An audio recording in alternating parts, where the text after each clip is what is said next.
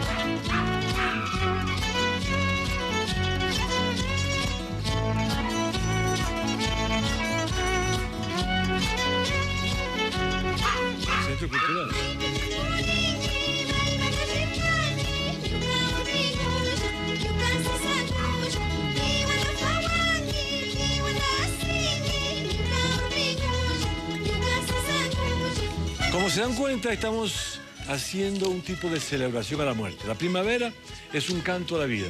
Llega el otoño y en muchos países y continentes llega el otoño y se celebra la muerte. ¿Quién lo diría? Que comienza triste y de golpe se pone alegre. Quiero presentarles al director que está con nosotros, el director de este grupo. Él es Mario Mantilla, vienen de San Antonio de Pichincha y explícanos un poquito de lo que hicieron hoy. Muchísimas gracias. En primer lugar, señor Johnson, encantado de estar en este programa tan hermoso, que estoy convencido de que habrá en este momento muchos turistas que quieren visitar nuestro país. El trabajo que está haciendo este digno canal es algo muy loable. Esta coreografía es tomada de la provincia de Loja, el sector de Saraguro, y ellos 8 y 12 días celebran la muerte, bailan el fandango por la muerte de un niño, porque están convencidos de que esa criatura pasa a ser un ángel más. Es decir, es como una etapa de transición. Por más que sea el dolor de padres y de compañeros, es una etapa de transición según sus creencias. Sí, es una etapa de transición. Desde luego, la cosmovisión indígena, nos hemos dado cuenta de que antes lo enterraban con oro, con la comida, justamente con la colada morada, con los cuyes y a veces hasta con la misma compañera de siempre. Entonces, esa creencia hasta ahora lo siguen conservando. Extraño. Porque están seguros de que de pronto puede volver a una reencarnación. Muchas gracias, primero que todo, por inculcarle a los niños esa importancia de mantener sus culturas y de promocionarlas. Digo que qué coincidencia que los pueblos egipcios, los pueblos orientales y los pueblos latinoamericanos y andinos tengan esta similitud de creencias y comportamientos. Muchas gracias por estar con nosotros y precisamente en esta celebración de la muerte nos vamos al Centro Cultural Metropolitano, donde Jorge Gómez, que es un experto en cuestiones culturales, nos va a hablar precisamente. Ahora nos vamos a México. ¿Cómo es que México interpreta ese fenómeno de la muerte? Gracias por estar con nosotros.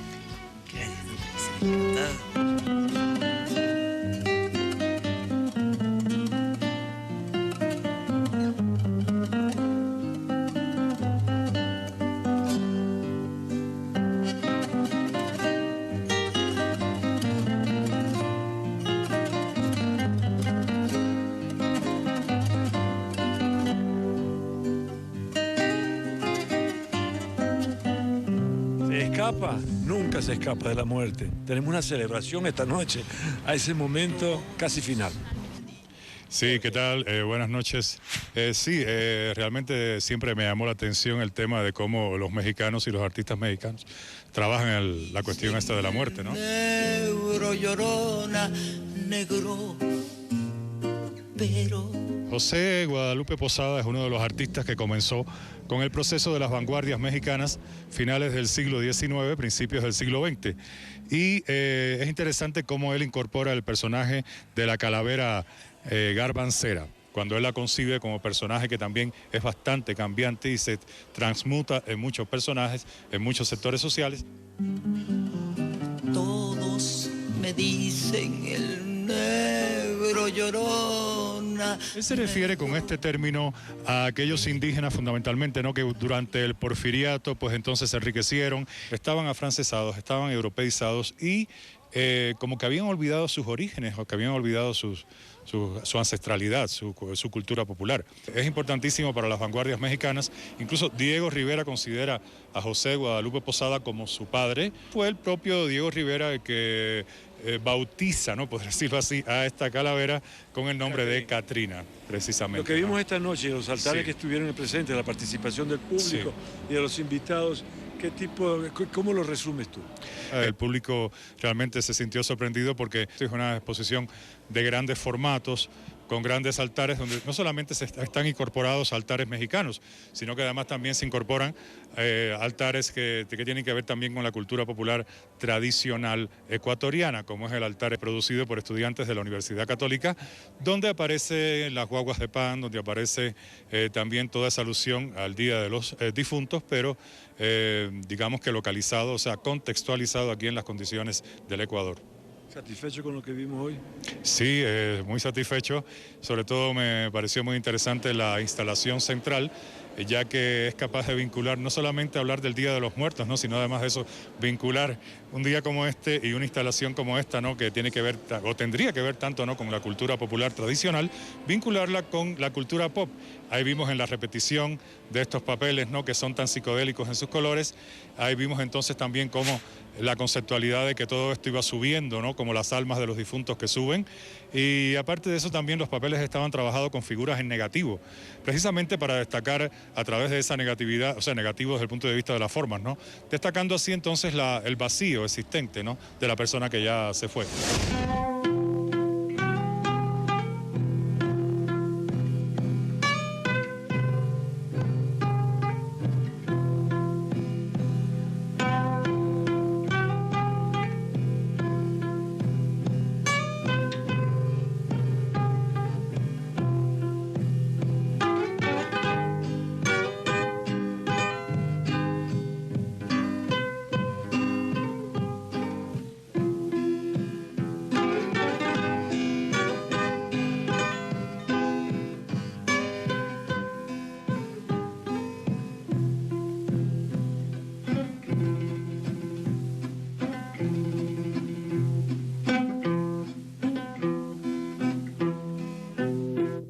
Yo quiero que a mí me entierre como a mis antepasados. Yo quiero que a mí me entierre como a mis antepasados, en el vientre oscuro y fresco de una vasija del río. No se asusten. La muerte no es para asustarse, es lo único que tenemos garantizado en la vida. Claro, todos tratamos de estirarlo lo máximo posible. No me empujen, no me empujen. Y algunas veces llegamos hasta darle un beso, acariciarla. En una noche, en una madrugada, en un momento especial, pero siempre la vida y la muerte tienen... Es como un continuum, una continuidad. Yo quiero al mismo tiempo recordarle que nos puede llamar por teléfono en vivo, en directo en este momento. Y acabamos de ver parte de esa celebración de la muerte. Estoy con Juan Manuel Nungaray, él es ministro jefe de Cancillería de la Embajada de México en Quito. Bienvenido al programa, muchas gracias por cedernos su tiempo y hablarnos un poquito de la maravilla que ustedes tienen como parte de esa celebración de la muerte. Bueno, pues muchas gracias, Cristian, muchas gracias aquí a Televisión Pública del Ecuador. Con mucho gusto compartimos esta tradición muy mexicana, muy auténtica, que es el Día de Muertos, la celebración que hacemos los mexicanos y que, por cierto, recordarás, ha sido declarada Patrimonio Cultural de la Humanidad por la UNESCO. ¿Por qué? Por su autenticidad, por su colorido, por su origen. Y pues nosotros celebramos esto desde la época prehispánica, como recordarás, es una tradición que se ha convertido ya en un sincretismo. Correcto. A partir de que llegan pues la cultura española, la religión católica se fusiona, y estos dos elementos, estas culturas hacen pues lo que hoy en día en México es la celebración del Día de Muertos. Y sigue cambiando, eso sigue un proceso. Sigue cambiando, sigue enriqueciéndose, y en México pues todas las familias, de acuerdo a su tradición, se celebra, aunque mira, claro, en la parte sur, sureste de México, que es más indígena, más autóctona, tiene un mayor colorido y una mayor presencia esta celebración. ¿Van a las tumbas a conversar con los muertos el día de difuntos? Bueno, mira, se celebra de diversas maneras. Ciertamente, yo recuerdo cuando era chico, íbamos a las tumbas a hacerles responsas a los muertos, a nuestros muertos, nuestros amigos, nuestros seres queridos que se fueron, pero sobre todo en cada familia pues se hace un pequeño altar. Un pequeño altar donde se pone una serie de elementos, y ese día pues hay un diálogo con nuestros seres queridos. Y esto tiene que ver pues con la cosmovisión de nuestros antepasados, de que hay un reencuentro ese día, el día de altar de muertos, el día 1 y 2 de noviembre. Entonces es una celebración muy mexicana que se celebra en todos los rincones del país. ¿Hay algún momento cuando en qué momento uno se olvida del muerto? Es decir, porque cuando está recién muerto, está fresco en la memoria. Sí. Después de 1 año, 2 años, una generación, cuando uno conversa con estos muertos, sí, en estas celebraciones, bueno, ¿hasta dónde llega? Bueno, fíjate que realmente, pues, cuando muere la gente, bueno, tú recuerdas a tu muerto, pero sobre todo lo vas a recordar más el Día de Muertos, el Día del Altar de Muertos, 1 y 2 de noviembre. Ese día es un día muy mexicano, muy familiar. Se reúne toda la familia y a cada uno de tus seres queridos que se fueron le prendes una veladora y se le va rezando un Padre Nuestro, una Ave María. Y las velas, yo recuerdo cuando era chico en las iglesias, fíjate qué buena tradición, si tu vela estaba llorando más, estaba lagrimeando, entonces había que rezarle más a ese difunto, ¿no? Qué bonita tradición mexicana, ¿no? Y nos estamos riendo de una cuestión que, como tú dijiste en la inauguración en el Centro Cultural, sí, que ningún alcalde, ningún lugar público se va uno a atrever a hablar de la muerte, porque es un tabú, es una cosa que no se toca. Hablemos un poco de lo que vimos esa noche en el Centro Cultural. Con mucho gusto. Bueno, esa noche inauguramos, esto fue el jueves pasado. El jueves pasado en el Centro Cultural Metropolitano de aquí de Quito, un bello espacio que agradezco pues a la directora que nos haya abierto sus puertas. Se hace un diálogo muy interesante donde conviven no solo el altar mexicano, sino 3 altares ecuatorianos. Hay una muestra de altares y ahí tú puedes apreciar cómo nuestros países hay una interpretación común con sus diferencias y similitudes, ¿no? Vemos ahí el altar mexicano, el altar de la Universidad de San Francisco, el altar Universidad Católica, la Universidad Central. Entonces, hay 4 interpretaciones de una misma temática, ¿no? Tienen sus similitudes, diría yo, y particularidades cada uno, En el caso de nuestro altar mexicano, pues allá nuestra agregada cultural, en un momento más, que precisamente ella fue quien diseñó ese altar, Jacqueline Morán, que está allá en el fondo, ella diseñó el altar y pues le agradezco desde aquí todo el trabajo que hizo porque hubo mucha manualidad.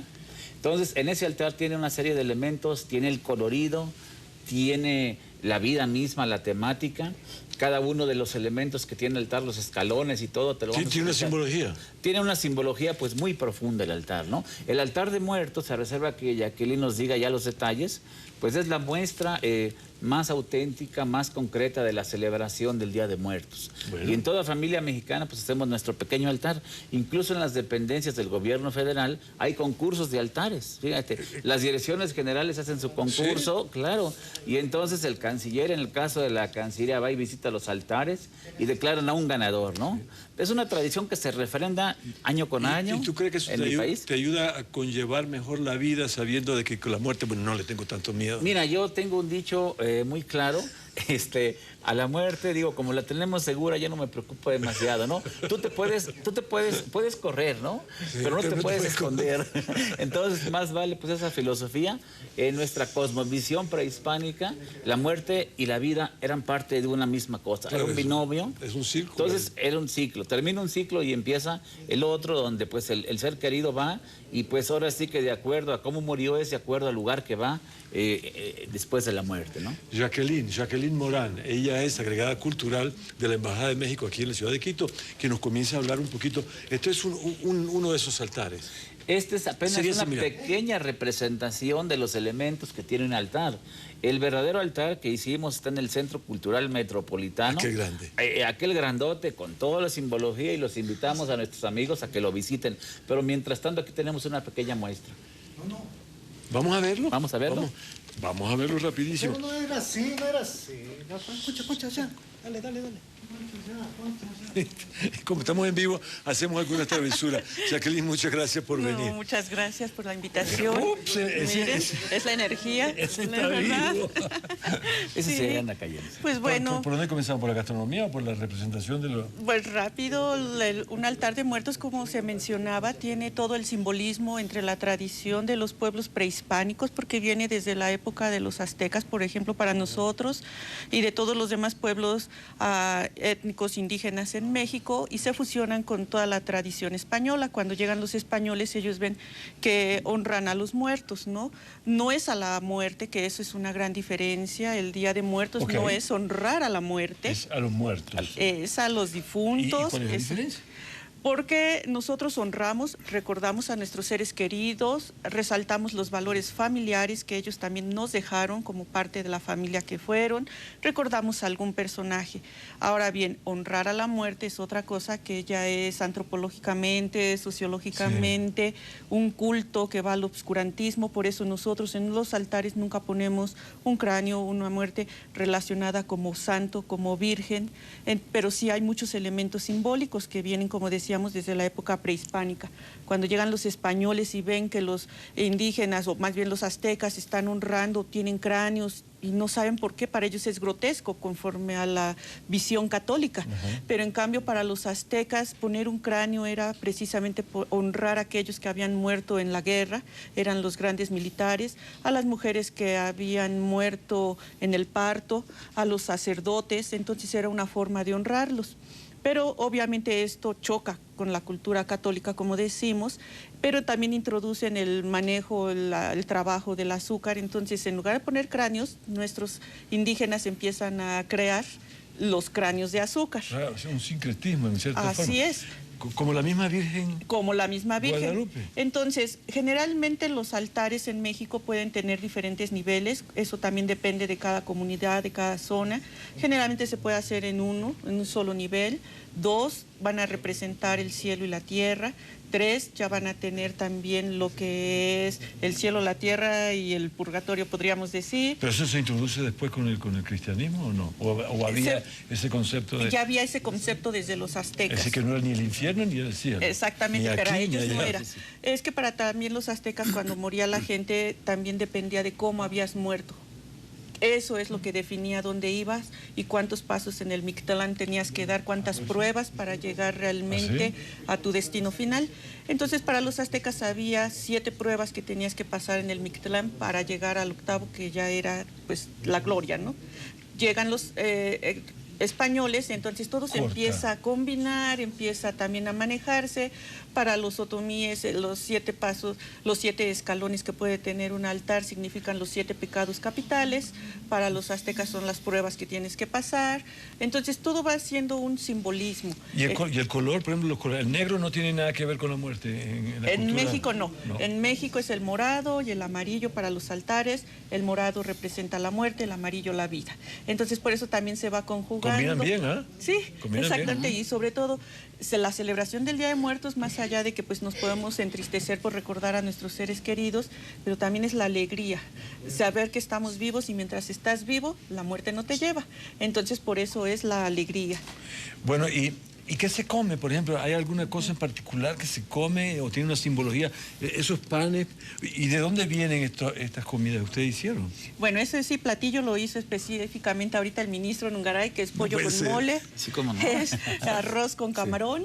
Y pues bueno, el pan también es pan de muerto, que se le llama, que tiene el simbolismo de las cositas que van alrededor, simbolizan huesitos. ¿Y el trago? El trago, porque siempre en un altar debe ponerse los alimentos que más le gustaban a nuestros seres queridos, porque si tú los estás invitando a esta fiesta de recuerdo, pues debe de haber los mejores platillos, los mejores manjares que la familia hace. Y después tienen ¿cómo se llaman esos? Ají. Así es, el ají, para que vean de lo que salen los platillos, el mole, para que vean que es la gastronomía mexicana fundamental en un altar de muertos. Una celebración de los muertos y no de la muerte. Así es. Muchas gracias, Jacqueline Morán, por venir al estudio con nosotros. Al contrario. Agregada Cultural de la Embajada de México, Juan Manuel Nungaray, gracias por estar con nosotros, señor ministro. Embajada de México se tomaron el tiempo en Quito para estar con nosotros y compartir esta maravilla. Y continuamos así en 593 Ecuador. Vamos a un corte comercial y regresamos enseguida. Muchas gracias. Gracias. Ecuador, Ecuador, pronto vuelvo yo a mi tierra. Ecuador, tierra mágica viene. Ecuatoriano, señor ecuatoriano, yo soy luchando fuerte, aquí estoy y volveré. Ecuatoriano, señor ecuatoriano, yo soy luchando fuerte, aquí estoy y volveré. Nos estábamos riendo porque estoy viendo que la celebración no es lo mismo celebrar difuntos, muertos y finados. Estoy en este momento con Sami Airigua Pilco, ella es Puruá, y su hija Mariela Kondo. Ella es extraordinaria cantautora ecuatoriana. Yo la vengo a descubrir después que regresé, después de estar algunos años fuera. Pero comencemos con tu nombre, Sami Airigua Pilco. Sami, ¿qué quiere decir? Energía. Energía. ¿Y Airigua? Primavera. Primavera. ¿Y Pilco? Ave. Ah, wow. Un ave de energía en primavera. Podría ser, ¿no? La primera vez. Podría ser así. Entonces se dice finados, no muertos. Nosotros lo llamamos... En la comunidad Puruá. Bueno, es muertos. Muertos. Ajá. Y los finados no hay ningún... Eso es español, traducido Okay. de los muertos. ¿Y cómo ustedes celebran? Huañipunya. ¿Es diferente lo que hacen los Puruá, lo que hacen las diferentes comunidades ecuatorianas? Creo que hay algunas variaciones, pero por ejemplo, nosotros en la cultura Puruá, nuestra celebración, porque es una fiesta, una celebración, un ritual, un culto a los muertos. ¿Ya? Bueno, desde nuestro punto de vista, o sea, hay una concepción de que así como todo ser, así como nace, reproduce, muere. Entonces, al final se hace una fiesta para recordar, para honrar el nombre del muerto, ¿no? Nosotros, por ejemplo, en cuanto a la comida, preparamos la colada morada. Y que viene de un maíz. De maíz negro, ajá, con algunos frutas y algunas especies que utilizamos como arrayán, canela, digamos, ya usamos también pimienta, clavo de olor. Y en cuanto a frutas usamos también como piña, babaco, así muy sencillo. Pero preparamos es toda una la mezcla. colada. Y el color morado tiene esa simbología de la muerte. Exactamente. El mortiño y la mora dan ese color. Aunque el maíz es negro, se saca la harina del maíz negro y la harina es del maíz. Entonces eso lo preparamos con estos frutos, coge un tono morado, porque dentro de la cultura indígena el símbolo de los muertos no es negro, sino es un color moradito, como la colada. En la comunidad indígena el negro es la fertilidad de la tierra, es más bien la tierra fértil, que no tiene nada que ver con Así es, la tierra viva, porque la tierra muerta, por ejemplo, cuando tú coges un barro, lo fabricas una olla, un plato... ¿Se muere? Se muere la tierra y toma otro color. Interesante. Entonces, los utensilios también es igual, o sea, nosotros usamos, o bueno, ahora ya es muy común, usan plástico, metal, cualquier otro material, ¿no? Pero siempre nuestros utensilios han sido de madera, de barro, de los frutos como la calabaza, el coco, la concha, la piedra, han sido nuestros ¿Cuántas comunidades indígenas crees tú que hay en Chimborazo? Uy, en Chimborazo hay un montón de comunidades y también pueblos, digamos, sí, muchísimos. Por ejemplo, hay una variedad en cuanto a vestimentas, tal vez un poquito de acento en manejo del idioma quichua y también sus costumbres. Hay mucha población ¿Y ustedes indígena. tienen, por ejemplo, en la comunidad tuya con otra comunidad, podrían utilizar la misma palabra para significar cosas diferentes? Como sí. nos pasan Podría ser. malas interpretaciones algunas veces. Exactamente. ¿Sí? Ajá. Puede uno introducir el pie. Exacto. Al menos con otras provincias hay digamos, como otro concepto, ¿no? Otro concepto. Por ejemplo, cuando dice Cuyaya, o sea, los de Imbabura dicen Cuyaya para decir bonita. Para nosotros Cuyaya es estar triste. Entonces ahí está. Qué raro. Y no hay que estar triste porque estás con tu hija acá. Exacto. Mariela es tu hija. Ajá. ¿Cuándo te diste cuenta que esa niña iba a tener esa maravilla de creatividad, de hacer su propia música, su propia letra? Yo te descubrí hace poco. ¿Sí? Y sí, me pareció fascinante lo que hace. ¿Cómo la sentías? Bueno, cuando me preguntan eso, siempre me gusta acordarme de mi abuela, que justo falleció hace unos 2 años, me parece. Creo que sí. Y siempre digo que fue la abuela la que abrió un camino a través de su palabra, porque ella todo el tiempo decía que iba a ser cantante. Entonces era porque, como todos los niños, jugaba a cantar y a cantar y a cantar. Y encima mi abuela decía que yo iba a cantar, entonces me quedé cantando. Yo creo que es importantísimo, esa etapa infantil es muy importante, porque uno viene con un talento básico, hay algo allá adentro. Es la parte cultural y también la parte genética. Y si no la cultivas, no pasa nada. Entonces, si te dedicas a un juego electrónico, con lo único que se te va a desarrollar son los dos pulgares. Es decir, no es realmente un estímulo. Tu abuela hizo un gran trabajo contigo porque descubrió una joya. El tema que nos vas a interpretar esta noche, pero antes de llegar al tema, una joven y otra joven, dos bellas jóvenes, tiene un concepto diferente. ¿Cómo es la muerte para ti, por ejemplo? La muerte, mira, justo la canción que más tarde voy a interpretar, cuando tuve por primera vez el acto de la muerte tan cercano a mí como fue la muerte de mi abuela, yo empecé a cuestionarme sobre el tema de la muerte y a través de ese cuestionarse, de ese preguntarse de qué es esto del acto de morir, hice esta canción. Entonces yo creo que la letra, la que escribí, va a decir sola acerca de qué es lo que pienso de la muerte, ¿no? Sí, se explica por sí solo. Pero antes tenemos, como dijimos que este programa es en vivo y en directo, tenemos llamadas telefónicas, tenemos a Yomara Escobar llamándonos desde Ambato. Yomara, bienvenida, gracias por llamar y ¿qué nos cuentas? Hola Cristian, buenas noches. Sabe que siempre veo su programa y me encanta muchísimo. Le felicito y les felicito también a las señoritas que están ahí, porque nos enseñan mucho acerca de la cultura de nuestro Ecuador querido. Y también les invito a que vengan acá a Ambato, porque esta próxima semana también vamos a celebrar nosotros acá lo que nosotros decimos los finados.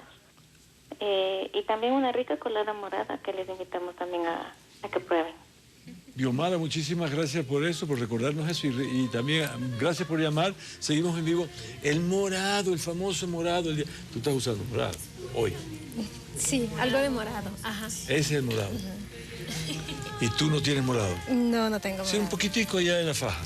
¿Puede ser? ¿Cómo se llama eso? ¿No se llama faja? Faja, sí. ¿Sí se llama faja? Faja de cintura. Bueno, entonces ese tema tuyo es una explicación a ese fenómeno del cambio. Sí, justo ahora me hiciste acuerdo de algo muy bonito que escuché hace poco que estuve en Chile, de un amigo que decía, ya de edad, me decía, al final, dice Mariela, la muerte es tan bonita como la vida. Sí, lo que pasa es que le tenemos miedo. Me encantó, me encantó eso. No es para que te dé miedo. ¿Y hasta cuándo te gustaría vivir a ti? No sé, a ver. Para mí lo más difícil, más que la muerte, a mí lo que me da miedo es el asunto de la vejez. Sí. No por una cuestión de vanidad, de no sino... depender. Exactamente, claro, ¿no? De no depender. Claro. Entonces, ¿por qué no pasamos a la mesa, como hicimos hace un momento atrás, para que tú nos expliques los platos que tienes allá? Mariela, vamos a cruzarnos en vivo y en directo en el estudio. Sammy y Mariela, aquí estoy. ¡Wow! ¿Y por qué tienen esa forma? ¿Por qué tienen esa forma los panes, las guaguas de pan? Bueno, en la época de finados se hacen los panes de harina de trigo, ¿no? Un pan, digamos, sin levadura, sin grasa, un pan natural. ¿Ah, sí? Y la época esta de finados, cuando se hacen los panes, se hace de diferentes diseños, diferentes modelos. Este es, por ejemplo, representando a un niño, ¿verdad? Puede ser, por ejemplo, que represente a una ave, a un cerdo, a una llama, a un caracol, una culebra. O sea, se hacen como juguetes. Entonces, el día de finados se regala eso como juguetes para que los niños, las niñas puedan jugar, puedan disfrutar, y cuando ya hayan satisfacido su juego, entonces al final se toma con la colada morada y su pancito que tocó, cualquiera que haya sido su diseño, ¿no? Y dentro de nuestra cultura, como te decía hace un rato, nosotros usamos nuestros utensilios propios. Por ejemplo, esta es una calabaza, ¿no? De un árbol que en algún momento nació, ya produjo sus semillas y luego ahora está muertito, pero lo utilizamos, ¿no? ¿Verdad? Quedó la corteza. Exactamente. Entonces, por ejemplo, aquí nosotros tenemos, aparte de la colada morada, tenemos estas papas con cuy asado. El cuy también a su debido tiempo nació, creció, reprodujo, hoy está muerto y vamos a comer. Y así todos los seres, así como nacemos, crecemos, reproducimos y llegamos al fin a la etapa de la muerte. Pero el finados precisamente es para, digamos, reencontrarnos con todos los muertitos, compartir y servirnos entre todos, llamando a todos. En el campo, por ejemplo, una de las costumbres muy interesantes es que el indígena considera también como muerto cuando la luna, por ejemplo, ¿no es cierto? Vemos media luna, cuarto menguante y así poco a poco, ¿no es cierto? Va desapareciendo. Entonces, cuando al fin ya desaparece, se considera como muerto. El sol igual, a esta temporada, hasta diciembre, echa sus últimos rayos, ¿verdad? Luego empieza la oscuridad. Aquí no se puede divisar mucho. Quizá en Escandinavia es mucho más visible eso. Entonces se considera muerto al sol. Entonces todo esto nosotros celebramos con ellos y nuestros padres, nuestros ancestros, para poder servir todo este alimento. Hacía una oración, decía: Padre mío, Padre Sol, he trabajado la tierra, he enterrado la semilla y cuando brote voy a deservar, voy a aporcar y no te olvides de mí, regresa cuanto antes pueda. Porque nosotros sabemos y todos sabemos que con los rayos del sol, el calor y la energía del sol es el único que puede producir, ¿no es cierto?, los frutos que la humanidad, que todos los seres nos servimos. Maravilloso, interesantísimo, nos hace pensar. Vamos a regresar en un momento con Mariela, pero antes quiero recordarles a las personas que nos están viendo en los Estados Unidos y en todas partes del planeta en este momento, que tienen situaciones que quieren arreglar con su proceso migratorio, les recomiendo a la abogada Carla Vilés. Ella no es una ecuatoriana gringa, ella es una ecuatoriana de verdad, nacida en Guayaquil, que estudió abogacía, las leyes en los Estados Unidos, en Nueva York, y que conoce tu identidad y conoce tu situación y tus problemas. Les recomiendo que la vayan a ver, que ella puede ayudarla a encontrar la solución a su problema legal en los Estados Unidos. Ecuatoriano, señor ecuatoriano, yo soy luchando fuerte, aquí estoy y volveré.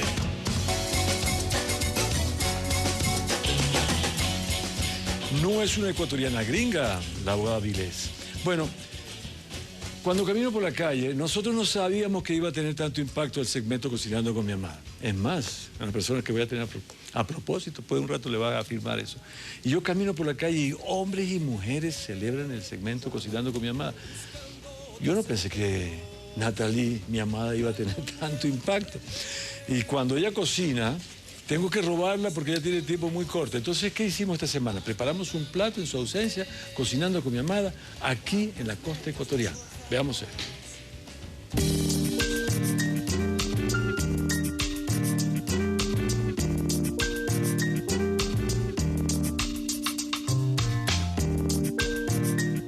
Mi nombre es María de la Cruz de la Rosa. Soy de Libertador Bolívar. Estamos en la cabaña Caída del Sol, al frente del mar. Esta cabaña es del 2005. El preparativo es con la cebolla y el tomate, refreír en el sartén. Y luego cuando eso ya está refreído con todas las legumbres, comenzamos a poner ya la concha, la pata de cangrejo, el camarón, el pulpo y el calamar. ¿Y si lleva ajo? Ese es todo. Sí lleva ajo. Aquí está el ajo. Aquí se lleva albahaca y después hierbita. Con esto vamos a hacer el preparativo de la abuela. Bueno, este plato le puso la abuela porque este negocio es de mi hijo, Juan Parrales. Y luego él recordó cuando nosotros vivíamos así en un lugar del campo y cogíamos nosotros camarones en el río y mi mami comenzaba a preparar un plato para hacerlo, inventándose ella, un plato de comida para nosotros comer. Como nosotros estábamos todavía pequeñas, veíamos cómo mi mami hacía los preparativos. Entonces Juan dice, ¿por qué no hacemos el plato? Dice que mi abuelita preparaba y comenzamos a preparar para nosotros presentar al turista.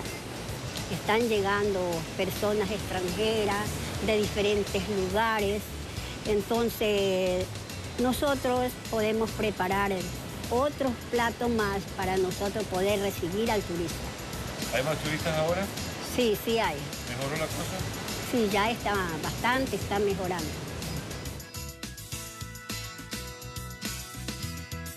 Pero veo que le falta el pescado. Es que es a la plancha. Es a la plancha, pues. El pescado es a la plancha. Ya viene el pescado para luego para servirse el plato. Tiene que ser el pescado.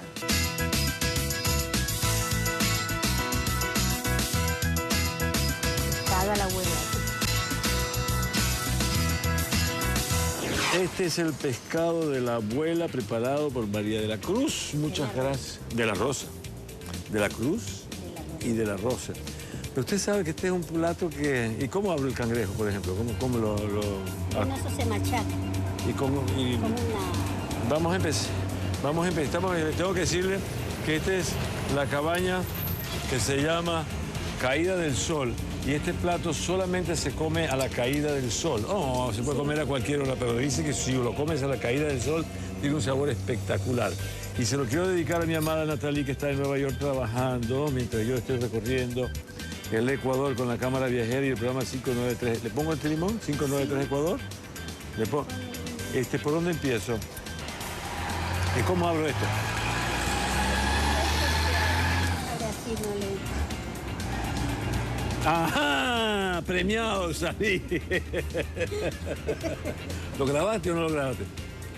Y esto es una manera de ir recorriendo diferentes lugares donde la gente come sin mucha sofisticación, sin mucho aparataje, tal cual como sale. El preparativo como fue, no le pusimos tantas cosas, ¿no? Únicamente eso. Y esto es presentado gracias a los productos Mama Tere, importados a los Estados Unidos por Family Food. Garantiza la calidad natural de su comida y me salió premiado. ¿Usted quiere probar este? No, sí va a ser usted. No, sí, es que no se lo iba a dar.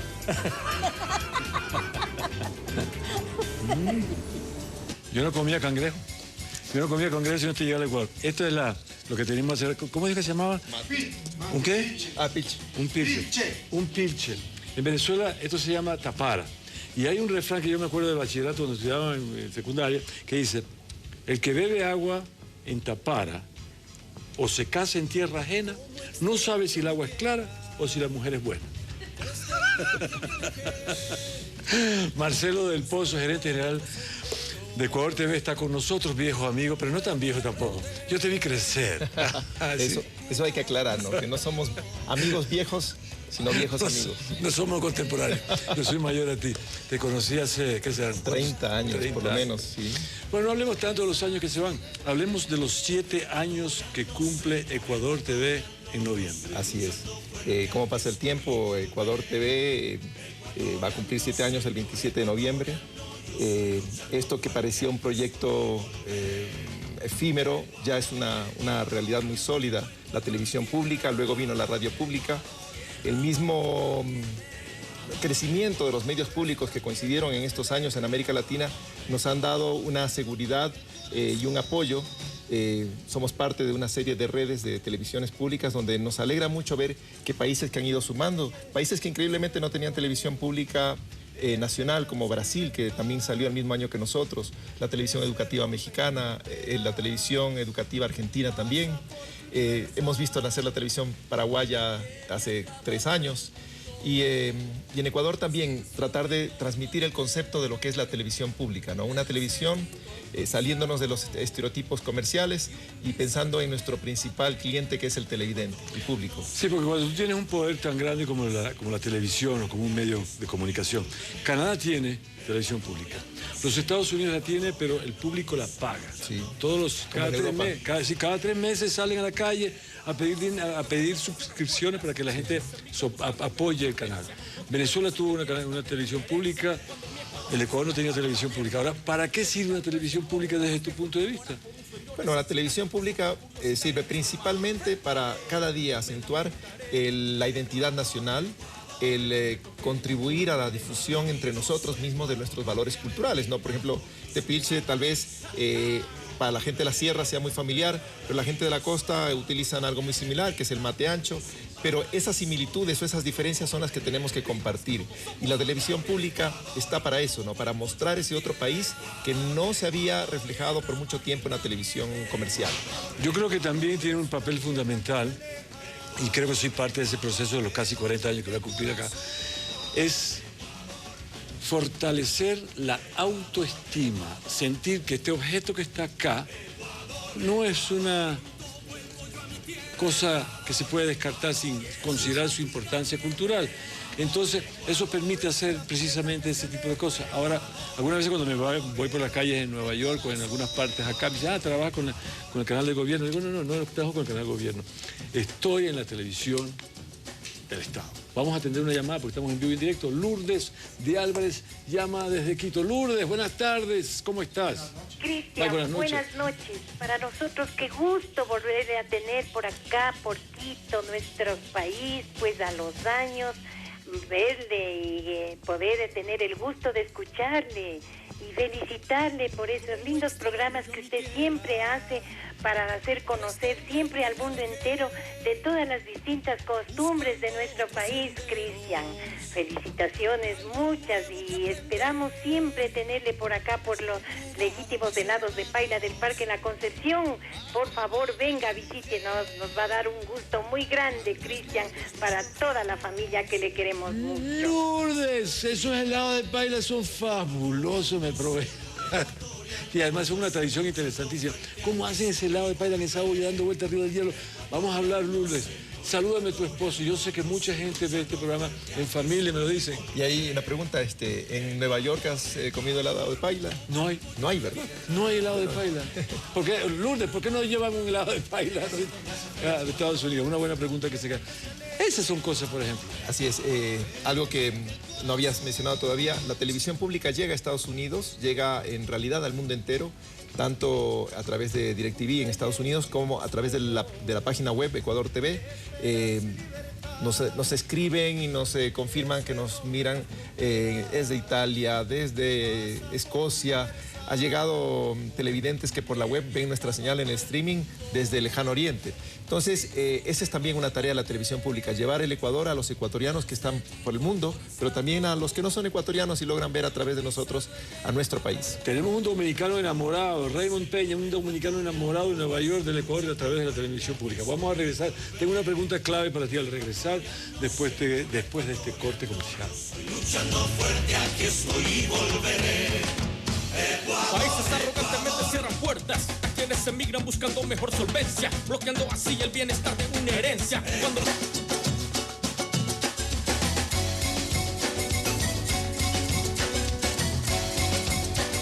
Ajá, aquí parezco yo. Hay una pregunta que te quería hacer. Estoy con Marcelo del Pozo, gerente general de Ecuador TV, en vivo y en directo a través de la señal de Ecuador TV. Y estamos hablando sobre la televisión pública. El tema es el siguiente. La televisión comercial obviamente responde al producto que te auspicia y el auspiciante pone el dinero donde tiene más resultados, es normal. Entonces hay una cosa que se llama ratings, que nosotros no sabemos realmente. Hay 12 cajitas en cada parte y nadie sabe dónde están esas cajitas, y esas cajitas le transmiten la información a los señores que son dueños de esas cajitas, y esa información la usan los medios, la agencia de publicidad. Muy bien. Esto no es un canal que compite porque para ganar rating muchas veces hay que sacarse la ropa. Totalmente. Y mientras más te saca la ropa, más rating tienes. Pero a mi idea es sacarme la ropa, lo que vamos a hacer es faltar a los televidentes. ¿Cómo se maneja el sistema o la situación del rating, del favoritismo de las agencias de publicidad en este caso? Bueno, primero déjame hablarte sobre quitarte la ropa. En la televisión pública tenemos un código, es decir, un manual de ética, unos manuales de estilo donde a través de nuestra información no hay sensacionalismo, no exaltamos lo que llamamos la crónica roja, tratamos de tener un periodismo vertical y bien objetivo. Pero también en la parte de la transmisión de los programas, nosotros buscamos llegar a todos los grupos humanos que pueden ver televisión, ¿no? Porque los números que arroja el rating son simplemente cifras, y para nosotros los televidentes no son una cifra, son personas que tienen sensibilidades y percepciones diferentes. Entonces lo cualitativo es muy importante. Por eso el que nos escriben, el que nos llaman, el que nosotros accedemos a ellos, el que viajamos por todo el país para tratar de estar junto a ellos, eso nos da una información valiosa, tal vez más valiosa que los números. Y yo creo que en el avanzar del tiempo vamos a poder ofrecer inclusive a los anunciantes que quieran a través de la televisión pública llegar a televidentes que no se sentían satisfechos con la televisión comercial. Y eso para ellos también les va a satisfacer. Pero también tenemos que buscar nuestras formas de autofinanciarnos, porque no podemos vivir solamente del Estado. Tú mencionabas el caso de países donde el contribuyente paga un impuesto directo por la televisión, como en Europa, como en Canadá. Pero también necesitamos que el anunciante pueda contribuir con la televisión pública, y le damos para ellos opciones que no tiene la otra televisión a nivel de programas como documentales de excelente calidad, programación que el televidente que no tiene cable no la puede ver, y que a través de nosotros ha llegado a tener contenidos interesantes de grandes cadenas como National Geographic, como Discovery, como la BBC.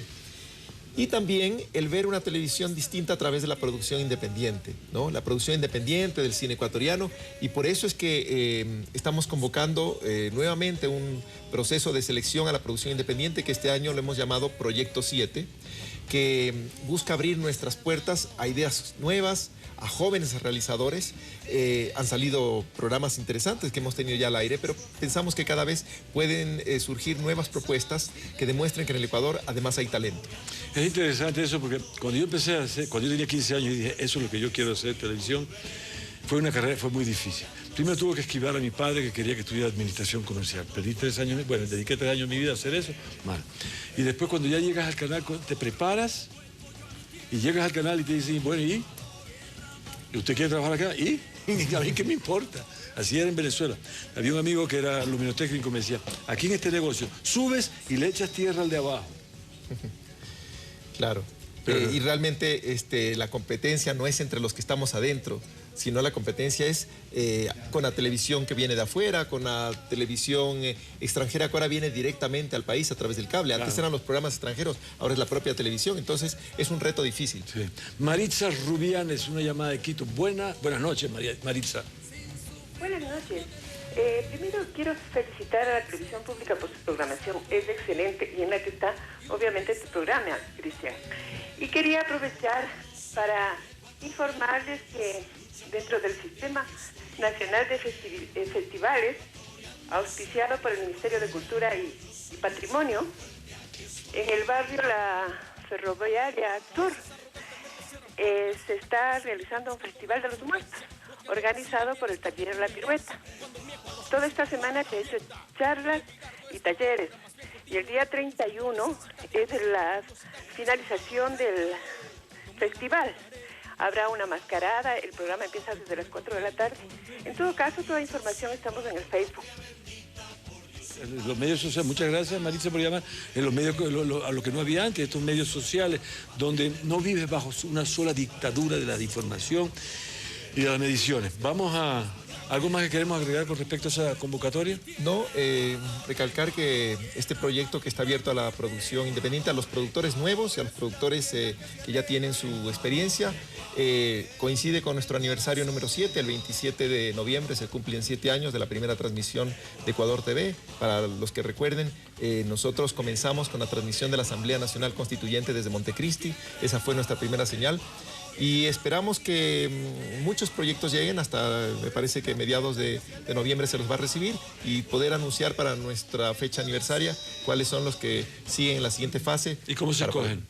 Bueno, hay un proceso muy sistemático, donde hay unos miembros que revisan las propuestas, luego se clasifican por sus géneros, luego se escogen las más consistentes y se realiza un pitching, que es una presentación ante un jurado.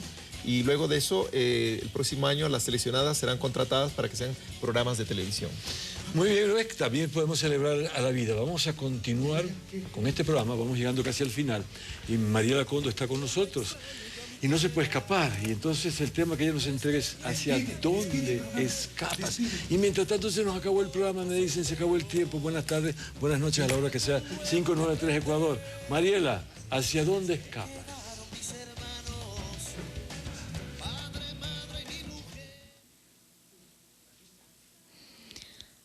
¿Hacia dónde escapas, vida, cuando te desprendes, dolorosa de la carne?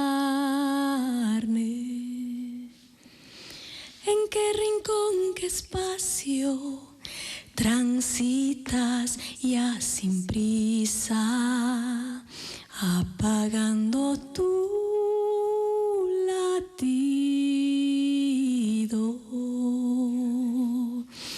Cuna de piedra, silencio, arrullo de tierra y barro, de ti brotará algún día las flores de un capulí.